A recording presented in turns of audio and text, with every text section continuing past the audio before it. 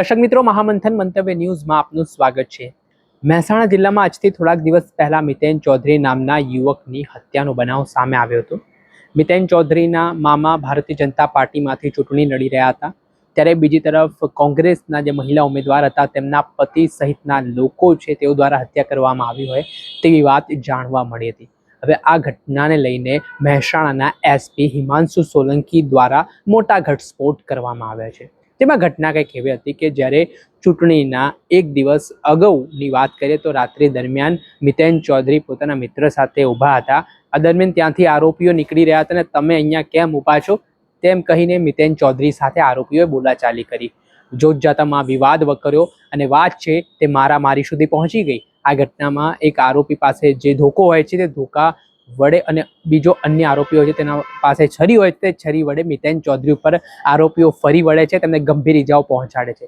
આ ઘટનામાં વધુ પ્રમાણમાં લોહી વહી જવાના કારણે મિતેન ચૌધરીનું ઘટના સ્થળે જ કમકમાટી ભર્યું મૃત્યુ નીપજ્યું હતું। ઘટનાની ગંભીરતાને લઈને મહેસાણાના એસપી હિમાંશુ સોલંકી દ્વારા તાત્કાલિક ધોરણે તપાસના આદેશ આપવામાં આવ્યા, જે બાદ મહેસાણાની એસઓજી એલસીબી સહિતની ટીમ છે તે તપાસમાં જોડાઈ અને આ તપાસ દરમિયાન ઉત્તર પ્રદેશ અને રાજસ્થાન જે આરોપીઓ નાસી છૂટ્યા હતા તે 6 આરોપીઓને દબોચવામાં મહેસાણા પોલીસને સફળતા હાથ લાગી છે।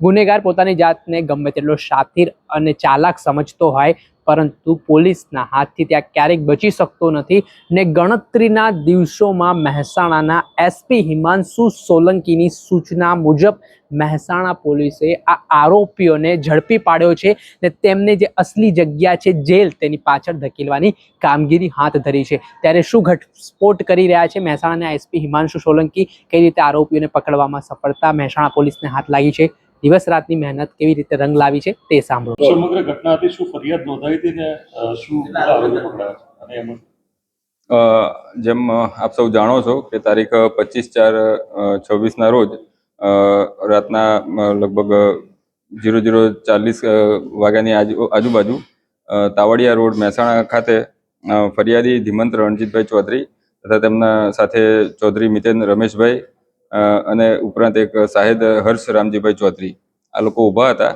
આ દરમિયાન આરોપીઓ ભરતભાઈ માધુભાઈ ચૌધરી, ધ્રુવ ઉર્ફે ધવલ ભરતભાઈ ચૌધરી, મયુર જયંતિભાઈ ઉર્ફે ડાયાભાઈ ચૌધરી, યશ રમેશભાઈ ચૌધરી આ લોકો ત્યાંથી નીકળેલા અને અહીંયા કેમ ઊભા છો તેમ કહી બોલાચાલી ગાળાગાળી કરેલી અને ત્યારબાદ આ લોકો ઉશ્કેરાઈ જઈ ચૌધરી મિતેન રમેશભાઈ રહે તાવડિયા, તાલુકો જિલ્લો મહેસાણાને આરોપીઓ ધવલ ભરતભાઈએ તેના હાથમાંનો ધોકો માથાના ભાગે મારેલ અને ચૌધરી યશ ડાયાભાઈએ પોતાના હાથમાંનો છરો છે એ બરડાના ભાગે મારેલો હતો। કમનસીબે મિતેનનું ત્યાં જગ્યા ઉપર ત્યાંથી હોસ્પિટલ લઈ ગયેલા અને હોસ્પિટલમાં મૃત્યુ થયેલું હતું। આ બાબતે 302 મુજબ ફરિયાદ પણ જે તે વખતે દાખલ કરવામાં આવેલી હતી। આ જે આખો બનાવ બનેલો હતો તે ઉકેલવા માટે મહેસાણા પોલીસે અલગ અલગ ટીમો લોકલ પોલીસ સ્ટેશન તથા એલસીબી એસઓજી દ્વારા અલગ અલગ ટીમો બનાવવામાં આવેલી હતી। આ ગુનો ઉકેલવા માટે ટેકનિકલ સર્વેલન્સ પણ કરવામાં આવેલું, કમાન્ડ એન્ડ કંટ્રોલના કેમેરાઝ અલગ અલગ ચેક કરવામાં આવેલા, આરોપીઓ નાસી ગયેલા હોય અલગ અલગ વિસ્તારના કેમેરા પણ ચેક કરવા માટે અલગ અલગ ટીમો બનાવવામાં આવેલી હતી। હ્યુમન ઇન્ટેલિજન્સનો પણ આમાં ઘણો મોટો આ ગુનો ઉકેલવામાં બહુ મહત્વનો ફાળો છે। આ બધી કવાયતના અંતે એલસીબી અને પેરોલ સ્ક્વોડની જે ટીમ છે તેને રાજસ્થાન ગુજરાત બોર્ડરની આજુબાજુ આરોપી ભરતભાઈ હોવાનું માહિતી મળેલી અને ત્યાં ટીમ મોકલતા રાજસ્થાનના સાંચોર જિલ્લાના હડેચા ગામે જે ભરત માધુભાઈ ચૌધરી છે એ ત્યાંથી મળી આવેલ। ભરતની સાથે પ્રતિકકુમાર ભરતભાઈ માધુભાઈ ચૌધરી તથા ધર્મેન્દ્રકુમાર ઉર્ફે ધીરુભાઈ ફુલજીભાઈ ચૌધરી રહે દેલા આ પણ એની સાથે આ જ જગ્યાએથી મળી આવેલા, જે આને મદદગારીમાં પણ સામેલ હતા। અન્ય આરોપીઓ છે એ અલગ ભાગી રહ્યા હતા, એમની પણ શોધખોળ ચાલુ હતી। હ્યુમન ઇન્ટેલિજન્સ દ્વારા અમુક માહિતીઓ મળેલી અને એને એની ઉપર થોડી ટેકનિકલ વર્કઆઉટ કરીને આ આરોપીઓ જે ભાગી રહ્યા હતા એનો પીછો અમારી એક ટીમ કરી રહી હતી અને આ આરોપીઓને ઉત્તર પ્રદેશના પ્રતાપગઢ જિલ્લાના દેહાત કોતવાલી પોલીસનો અમારા દ્વારા અહીંથી સંપર્ક કરવામાં આવેલો. આરોપીઓ એ બાજુ જઈ રહ્યા હતા અને આ આરોપીઓને અમારી એમની સાથેની વાતચીત બાદ ત્યાંની જે દેહાત કોતવાલી છે એણે એમને રોક્યા હતા અને આ જે રોકેલા હતા એમાં ધ્રુવ ઉર્ફે ધવલ ભરતભાઈ ચૌધરી, મયુર જયંતિભાઈ ઉર્ફે ડાયાભાઈ ચૌધરી, સન રમેશભાઈ પ્રતાપભાઈ ચૌધરી, આ આરોપીઓ છે ત્યાં ક્રેટા ગાડી સાથે ત્યાં પકડાયેલા હતા. એમને પણ ટ્રાન્ઝિટ રિમાન્ડ મેળવી અમારી એલસીબીના પીએસઆઈ એનપી પરમાર અને એની ટીમે ટ્રાન્ઝિટ રિમાન્ડ મેળવી અત્રે મહેસાણા ખાતે લઈ આવેલ છે. આ ગુનામાં જે અત્યાર સુધી આરોપીઓ પકડવામાં આવે છે, ટોટલ 6 આરોપીઓ હાલ સુધીમાં પકડવામાં આવેલા છે. તમામના નામ એકવાર ફરી જણાવી દઉં તો ચૌધરી ભરતભાઈ માધુભાઈ, ચૌધરી ધ્રુવ ઉર્ફે ધવલ ભરતભાઈ માધુભાઈ, મયુર જયંતિભાઈ ઉર્ફે ડાયાભાઈ ચૌધરી, યશ રમેશભાઈ ચૌધરી, પ્રતિક ભરતભાઈ ચૌધરી, ધર્મેન્દ્ર કુમાર ઉર્ફે ધીરુભાઈ ફુલજીભાઈ ચૌધરી. આટલા આરોપીઓની હાલ ધરપકડ કરવામાં આવેલી છે.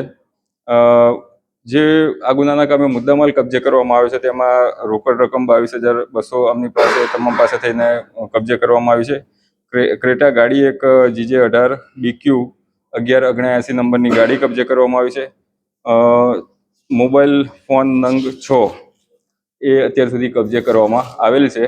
આ ગુનાની વધુ તપાસ હાલ ચાલુ છે. ગુનાના કામે વપરાયેલ હથિયાર તથા અન્ય આની અંદર કોઈ સામેલ હતા કે નહીં એ બાબતેની તપાસ પણ હાલ ચાલુમાં છે. સાહેબ, આ લોકોએ એમનો ગુનાહિત ઇતિહાસ હાલ સુધી કોઈ મળેલો નથી. સાહેબ, આ લોકોએ શા કારણથી જે આ મારામારી મર્ડર કર્યું તે કઈ સામે આવ્યું? ફરિયાદને જોઈએ તો એની અંદર આ જે 3 જણા ફરિયાદી અને એ લોકો હતા એ ત્યાં આગળ ઉભેલા હતા અને સામેનો પક્ષ છે ત્યાંથી નીકળ્યા આરોપીઓ ત્યાં હતા અને આ લોકો નીકળ્યા ત્યારે પૂછો કે તમે અહીંયા કેમ ઊભા છો. એ બાબતે ક્ષણિક આવેગમાં આ બનાવ બનેલાનું હાલ ફરિયાદ પ્રમાણે જણાઈ રહ્યું છે. છતાં પણ તપાસ ચાલુ છે. તપાસમાં અન્ય કોઈ બાબતો નીકળે તો એની પણ જાણ કરવામાં આવશે.